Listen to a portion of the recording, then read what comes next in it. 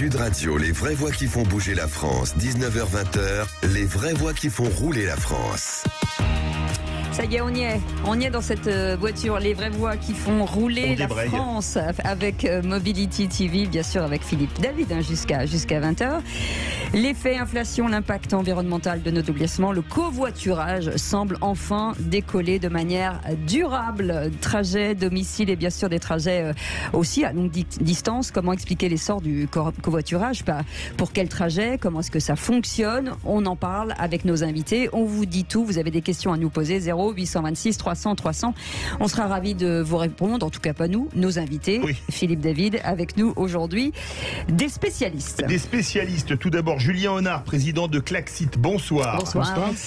Adrien Taon, directeur général de Blablacar Daily. Bonsoir. Bonsoir. Et Guillaume Crunel, responsable du secteur automobile Deloitte. Bonsoir. Bonsoir. Et on va expliquer déjà le voiturage, c'est bien. Comment ça marche? Et on va commencer par vous, Julien Honard, président de Klaxit, l'application de covoiturage domicile-travail. Comment ça fonctionne exactement? Parce que bon, on sait à peu près, mais c'est quoi le principe et qu'est-ce qu'on va chercher derrière ça? Alors, on va mettre en relation des conducteurs et des passagers sur les trajets du quotidien, qui sont des trajets plus contraints que les trajets de la longue distance, parce que les conducteurs vont pas être prêts à faire beaucoup de détours, et puis les passagers, eux, vont vouloir un horaire le soir qui correspond un peu à leur horaire du moment. Donc, c'est-à-dire plusieurs conducteurs en fait pour repartir. Et l'enjeu sur le covoiturage du quotidien, c'est en fait la tarification, parce que même avec un prix de l'essence assez haut, si le trajet n'est pas aidé, subventionné, la plupart des cas par les collectivités, en fait peu de gens s'y mettent parce que les conducteurs voient pas trop l'intérêt économique de payer 10 centimes d'euros le trajet à quelqu'un alors qu'ils auraient pu prendre leur voiture. Pour qu'on comprenne bien, votre application fonctionne comment? Est-ce qu'il faut s'abonner? Est-ce que c'est du one shot? Comment ça fonctionne? Alors on s'inscrit, on met son trajet et puis ensuite on est mis en relation et le tarif qui correspond à votre ville vous est proposé. Donc aujourd'hui sur Klaxit, tous les trajets sont gratuits pour les passagers. Et oui, parce que les conducteurs sont rémunérés 2 à 4 euros par trajet. Grâce au partenariat qu'on met en place avec les villes. Donc vous avez dans 36 villes partenaires une subvention. Dans 26 d'entre elles, et dont des grosses, Rouen, Montpellier, Metz, Angers, c'est des trajets complètement gratuits de manière illimitée. Et partout ailleurs, en dehors de ces partenariats, c'est 4 trajets gratuits. Voilà. Blablacar Daily, Adrien Taon, c'est un peu le même principe. C'est le Blablacar, mais pas pour aller de Paris à Strasbourg ou de Nice à Bordeaux, mais pour aller de Levallois-Perret à Boulogne-Billancourt ou de Blagnac à Toulouse. C'est ça, tout à fait. C'est vraiment des trajets principalement domicile-travail, là où les transports en commun sont pas adaptés aux besoins des gens. Sont défiants, oui. Sont défiants. Donc en fait, on a un modèle assez proche de certains acteurs du secteur, une application dédiée au domicile-travail, Blablacar Daily, séparée de l'application classique Blablacar.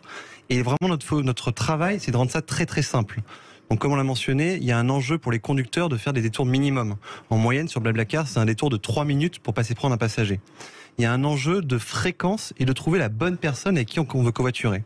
Covoiturer tous les matins de la semaine, si on découvre une nouvelle personne chaque matin, il y a un peu d'incertitude. Sur Blablacar Daily, on va vous proposer quelques personnes avec qui on pense que ça va très bien marcher en termes d'horaire, de moments. Vous allez pouvoir essayer et souvent vous allez rester avec un groupe de covoitureurs. Et avec vous, Guillaume Crunel, vous êtes responsable du service automobile cabinet de conseil Deloitte. Pourquoi, effectivement, ce cabinet de conseil s'est inscrit dans cette mouvance, finalement, du covoiturage? Nous, ce qu'on fait, c'est qu'on accompagne tous les acteurs de l'automobile dans les grandes transitions, et Dieu sait qu'il y en a beaucoup qui arrivent. Et la première, c'est l'utilisation du véhicule. Comment est-ce qu'on va utiliser son véhicule dans les années qui viennent? Quel type de véhicule? Quel service? Une grande tendance, est-ce que je reste un propriétaire de mon véhicule? Est-ce que je vais être en un pur usager? Est-ce que je veux avoir la propriété, donc faire un achat fort, ou est-ce que je préfère payer à l'usage? Toutes des modes de consommation de l'automobile, puisque nous sommes convaincus que l'automobile va perdurer et bien perdurer. Mais ces nouvelles manières de consommer, d'utiliser la voiture, elles sont en train de se développer, elles sont en train de s'inventer. Et on a un écosystème français représenté ici, mais d'autres encore très riches. Et évidemment, on s'y intéresse puisque ça fait partie de la mobilité de demain. Est-ce que c'est un problème de pouvoir d'achat ou est-ce que c'est une vision éthique ou les deux? Enfin, ça peut être les deux. J'ai envie de vous dire, c'est un peu tout. Ouais. Les deux, mon colonel. je vous laisse libre de... Non, il y a sur le papier et depuis longtemps, on se dit que finalement une voiture de 5 places quand elle est occupée par une seule personne, ça coûte plus cher, c'est moins bon pour le trafic et c'est moins bon pour la planète. Donc ça, on le sait depuis longtemps. Mais je crois que les collectivités locales, vous avez parlé des aspects financiers, Julien Honard. Moi, j'ai constaté une chose, c'est qu'il y a certaines files désormais qui sont réservées aux voitures qui n'ont pas un seul passager. C'est-à-dire que vous allez bosser tout seul, vous ne pouvez pas prendre cette file et vous êtes dans le bouchon. Est-ce que ça, fait partie des choses qui ont été négociées par des gens comme vous, avec les collectivités locales ou avec les sociétés d'autoroutes? Alors oui, il y a principalement 2 leviers pour quelque part faire changer les habitudes sur le domicile-travail. Il y a le levier financier, voilà, c'est celui dont on parlait, la subvention. Ce qui est pratique, c'est qu'elle peut s'appliquer immédiatement et sur tout le territoire. Et il y a aussi le levier temps. Je gagne 5, 10, 15 minutes sur mon trajet. Celui-là est très important. Le problème, c'est qu'il y a encore très très peu de voies réservées au covoiturage en France, une dizaine tout au plus, souvent sur des petits tronçons. Et il faudrait vraiment les généraliser en entrée des villes. Est-ce que Adrien Taron, vous êtes directeur général de BlaBlaCar Daily. Est-ce que finalement il y a des partenariats avec des entreprises? Oui. Oui, complètement. Et ça va donner un petit peu une transition intéressante sur. On parle du contexte un petit peu économique ou environnemental. Ouais. Derrière, c'est des gens en fait là qui covoiturent. Donc nous, on travaille avec des collectivités et avec des entreprises. Donc aujourd'hui, plus d'une 50aine de grands groupes en France travaillent avec BlaBlaCar Daily. Donc on va venir en fait répondre aux questions des collaborateurs pour lever les doutes à est-ce que je vais commencer ou pas en fait. Et les entreprises viennent aider à ce développement. Et derrière, ce qu'on voit, c'est un aspect intéressant. À peu près la moitié des collaborateurs d'une entreprise qui covoiturent vont se dire je veux covoiturer avec des collègues. Ça sera plus fiable, je les connais, c'est facile. Et l'autre moitié dit non, surtout pas. Moi, je veux mon sas de décompression avant d'aller au travail ou après. Je veux pas qu'il me parle de la Réunion. Je veux avoir le choix. Je veux avoir le choix. Et ça montre qu'au-delà de ces aspects écologiques, économiques qui sont vrais, une fois qu'on se met au covoiturage, il y a vraiment en fait des rencontres. Ce que je veux dire est très simple, mais c'est vrai. Et on a des chiffres sur des études à grande échelle qui sont hyper intéressants. On a la moitié de nos covoitureurs qui disent avoir changé d'avis sur un sujet suite à un covoiturage. Voilà. Ou sur un sujet ou sur une personnalité peut-être. Oui, c'est sujet. J'ai appris quelque chose. Je pensais que j'ai changé. Une autre statistique intéressante, c'est que 20% de nos covoitureurs déclarent avoir dit en covoiturage quelque chose qu'ils n'ont jamais dit à personne d'autre dans la vie. Ah oui. Ouais, ça peut être une pensée ou un fait. Le divan du psychanalyste, mais sur le trajet domicile-travail. Il y a un côté sas là-dedans, donc qui rend ça concret au-delà de vraiment faire des économies pour la planète. Guillaume Crunel, ce conseil de cabinet de conseil de Deloitte, est-ce que en matière de RSE pour les entreprises, ce que vient de dire Guillaume et de dire que finalement on parle de bien-être au sein de l'entreprise, on parle de sens, est-ce que ça va dans la bonne direction? Je pense que nos interlocuteurs seront là pour en témoigner. Oui, ça fait partie des solutions qui sont offertes aux entreprises. Il y a une demande. Oui. C'est d'ailleurs inscrit dans la loi. Il faut trouver des solutions pour développer des mobilités partagées, douces, tout ce que vous. Donc ça s'intègre dans ces demandes-là. Maintenant, il faut quand même être clair. Jusqu'à maintenant, c'était un marché qui était un marché de niche. Oui. Avec une réticence de beaucoup de conducteurs de partager le véhicule. Ce qu'on entend aujourd'hui, c'est des expériences a posteriori. J'ai essayé, j'y trouve un intérêt, j'y retourne. Mais il ne faut pas oublier que pour que ça se passe, il faut accepter d'y aller. Et il se trouve il me semble qu'aujourd'hui, le contexte économique aidant, il y a une formidable incentive pour que des personnes qui n'avaient pas très envie d'y aller passent le pas, essayent de partager leur véhicule, le trajet, et peut-être racontent ce genre d'histoire. Julien Honard veut réagir. Oui, parce que là, pour les entreprises, on parlait de RSE, donc de climat. Je crois qu'aujourd'hui, le climat rejoint totalement le pouvoir d'achat. C'est-à-dire que depuis la hausse des prix des carburants, nous, on recevait en moyenne une vingtaine de contacts d'entreprises qui voulaient faire des partenariats en un mois. Aujourd'hui, c'est plutôt à la semaine, voire plus. Il y a vraiment une accélération et toutes nous contactent parce que suite à la hausse des prix des carburants, leurs salariés leur demandent mais qu'est-ce que vous allez faire pour moi? Moi, demain, je pourrai plus venir travailler ou il me faut une augmentation de salaire, etc. Et le covoiturage est la bonne solution puisque vous divisez les frais par 2, par 3 quand vous covoiturez. Guillaume Crunel, pour que tout le monde soit au même niveau d'information, que dit la loi justement par rapport au covoiturage et l'entreprise? Le covoiturage est favorisé. les entreprises se doivent de faire des plans de mobilité et de proposer des solutions à leurs salariés. Donc ça fait partie des actions qui sont faites pour je dirais, être en adéquation avec les exigences légales. Maintenant, au-delà de ça existe depuis 2 ans, 3 ans. Ouais. La réalité, c'est que, et j'irai même un peu plus loin que ce qui a été dit là, l'intérêt économique aujourd'hui, c'est pas simplement le carburant, c'est l'ensemble des coûts. C'est toute l'inflation, c'est-à-dire que ce poste de déplacement aujourd'hui, il est renforcé tout simplement parce que tout augmente partout. Donc on a vraiment une conjonction de l'inflation qui pousse à ce genre de solution. Vous allez penser que j'ai un tropisme sur les pouvoirs publics, mais quand vous faites par exemple l'usine PSA à Poissy ou Renault à Flins, là il y a beaucoup de trajets, mais il y a plein de zones industrielles où c'est beaucoup de PME. Est-ce que par exemple la mairie de la ville que vous voulez vous pouvez pas faire un partenariat en disant voilà, dans cette zone industrielle, il y a 1000 salariés, mais qui sont dans 200 boîtes différentes, et on fait un covoiturage de ville à zone. Est-ce que ça existe, ça aussi? Je peux le prendre aussi. Oui, complètement. Adrien Taron. Merci. Mais on essaye d'avoir quelque chose de très simple sur l'endroit. Il y a un enjeu pour que les gens commencent à se mettre au covoiturage. Je pense qu'il y a un effet boule de neige. Quand tous nos voisins seront en train d'en faire, on s'y mettra tous. Là, pour le début, il faut que ce soit très très simple, à la fois sur son téléphone à organiser et également dans qu'est-ce que je vais récupérer comme argent, économiser. Donc si on commence à avoir des mesures qui sont spécifiques de telle zone industrielle à telle autre, ça fait un message qui est un peu compliqué à pousser.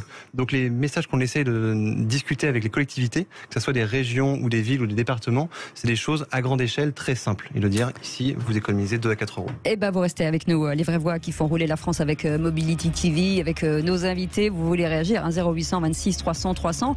Le covoiturage, est-ce que c'est pour vous? Est-ce que vous avez déjà essayé? Est-ce que vous aimez? Est-ce que c'est compliqué? Est-ce que vous avez l'impression que dans votre région, c'est pas assez démocratisé? On vous attend au standard, puis on reviendra effectivement de voir si on arrive à imaginer l'économie qu'on arrive à faire si aujourd'hui on participe à cette grande solidarité nationale qu'est l'écovoiturage. Bienvenue, les vraies voix qui font rouler la France avec Mobility TV.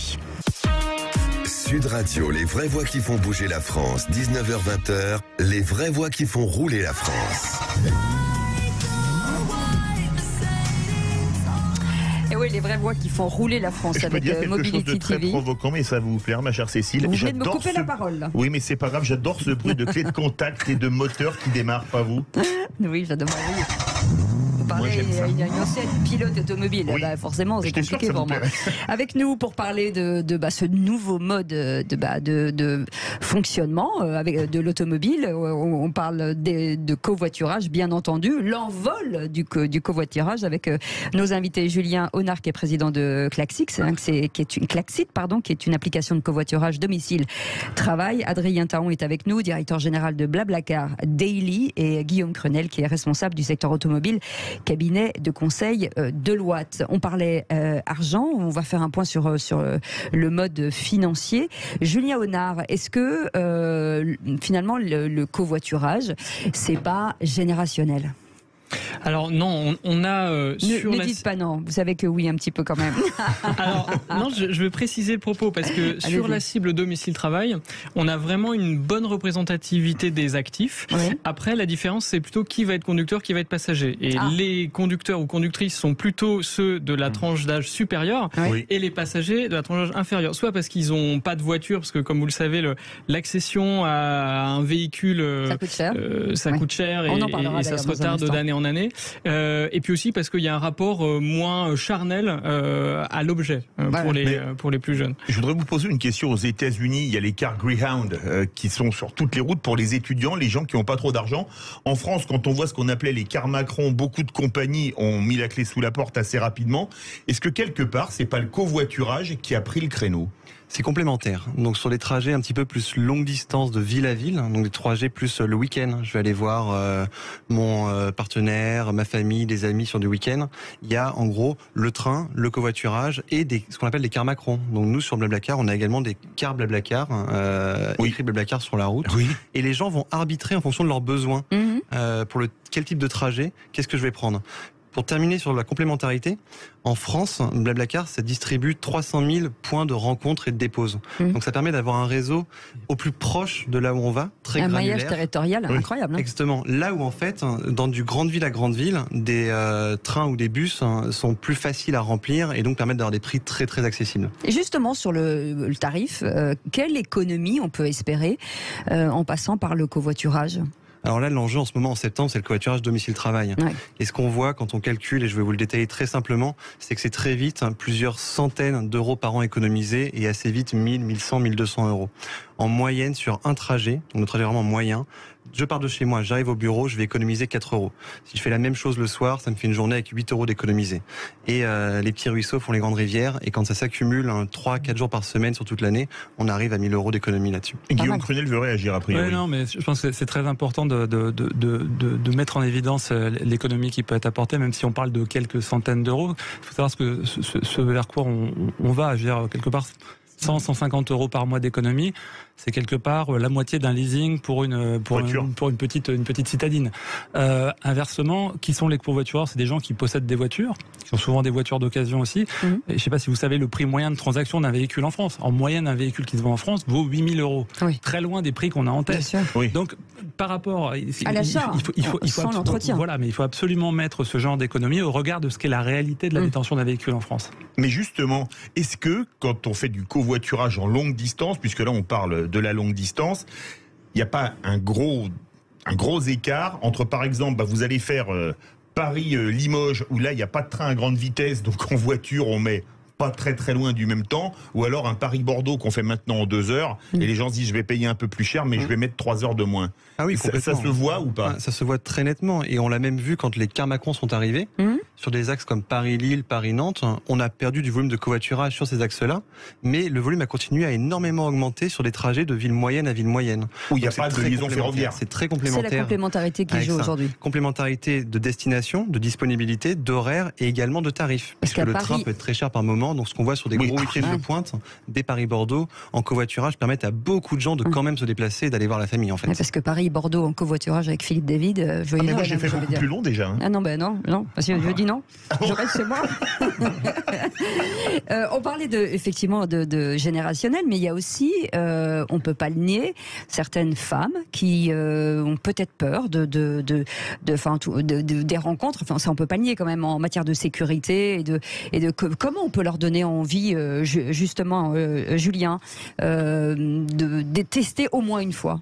Notamment en leur donnant la possibilité sur la plateforme de covoiturer entre elles. Oui. Nous, on a plein de témoignages d'ailleurs qu'on diffuse pour encourager les femmes à s'y mettre, de copines qui se sont trouvées par le covoiturage, qui font ça maintenant quasiment tous les jours et qui rigolent en allant au travail et rentrant le soir. Sur la plateforme, en termes d'inscription, c'est à peu près équilibré homme-femme. Donc voilà, les femmes qui veulent covoiturer qu'avec des femmes parce qu'elles se sentent plus rassurées, elles peuvent le faire. Puis en général, d'ailleurs, quand elles ont essayé, par exemple, qu'elles ont une compagne de voyage, souvent le troisième, c'est un compagnon, par exemple. Voilà. C'est ça, et ça change. En matière d'assurance, c'est pas les bavards qui vous font peur en covoiturage, rassurez-moi. Non, c'est vous tout court. Je rajouterais juste en une seconde quand même. Je rajouterais quand même que, en plus, au-delà de ce que tu mentionnais, Julien, sur nos applications, les profils sont très vérifiés. Oui. On sait qui sont les gens derrière. C'est pas comme prendre quelqu'un qu'on ne connaît pas. Et les conductrices vont choisir leurs passagers. Les passagers choisissent le conducteur. On ne découvre pas au moment de la rencontre qui est derrière. Donc on a plein d'informations pour s'assurer que c'est des gens qui ont déjà covoituré avec des avis reçus. Oui. Ça donne beaucoup de confiance. Et de toute façon, comme on ne peut payer que par carte de crédit, automatiquement il y a une trace. Il y a une trace certaine de la personne qui a payé. Et puis on demande le permis aux conducteurs, conductrices. Oui. Et puis n'oublions pas que, en tout cas sur la courte distance, demande l'assurance aussi. On ne demande pas l'assurance sur aucune des plateformes. On en parlera dans un instant justement sur l'assurance, c'est important. Mais sur la question de la sécurité, faut pas oublier que sur le domicile travail, on est dans le cadre professionnel en fait presque. Donc on est soit entre collègues, soit entre personnes d'entreprise voisines qui peuvent être aussi identifiées sur l'application. Donc c'est pas d'illustres inconnus quoi. Voilà. On est très loin de ça. En tout cas, si vous voulez venir partager votre expérience du covoiturage, vous avez peut-être rencontré des gens, par exemple, des amis, des voisins magasin et vous avez économisé, dites-le nous. 0826 300 300 avec nos invités spécial covoiturage aujourd'hui, les vraies voix qui font rouler la France, et c'est avec Mobility TV. Bienvenue à tous sur Sud Radio. Vous êtes partant pour un petit covoiturage en Ford Mustang, ma chère Cécile? Oui, mais sans vous, je l'ai dit depuis tout à l'heure, mais sans on vous souhaite la bienvenue, les vraies voix qui font rouler la France, bien entendu jusqu'à 20h. On est ravis de vous retrouver. C'est avec Mobility TV. Nos invités, Julien Honard, président de Klaxit, Adrien Taon est avec nous, directeur général de BlaBlaCar Daily, et Guillaume Crunel, responsable du secteur automobile, cabinet de conseil Deloitte. On va pas se mentir. Il y a des freins, on va parler franchement. Quels sont finalement, on va commencer par vous, Julien Honard, quels sont les freins véritables? Parce que là, on a parlé, on évoquait le fait d'être une femme dans une voiture, le prix, le choix de la voiture. Quels sont les freins finalement pour tous ceux qui nous écoutent en disant j'ai quand même du mal à passer le pas? Alors souvent, quand on en parle, le frein qui revient, il est plutôt de type relationnel, je vais être tout seul dans ma voiture, etc. En réalité, il y a plein de gens qui sont prêts à partager et on ne va pas cibler tout le monde. Il y en a déjà beaucoup qui sont prêts à partager et ceux-là, quand on se demande pourquoi ils y vont pas, nous, ce qui ressort, c'est que c'est vraiment le frein économique. Je vous donne quelques chiffres là-dessus. Entre février et mars, c'est là où les prix des carburants ont explosé, ont passé les 2 €. Ouais. On a multiplié par 3 le nombre d'inscrits partout en France par rapport à un mois classique sur le mois de mars. Par contre, on a eu seulement plus 60% de trajets supplémentaires. Pourquoi? Parce que les seuls qui sont passés à l'acte sont dans les collectivités qui subventionnent les trajets et donc qui ont des trajets gratuits. Tous les autres, en fait, ils sont quasiment pas mis. Donc ça montre bien que la problématique, elle est principalement économique et que pour qu'un conducteur lâche sa voiture, il faut vraiment qu'on lui dise, en fait, tu vas forcément économiser parce que le trajet sera gratuit.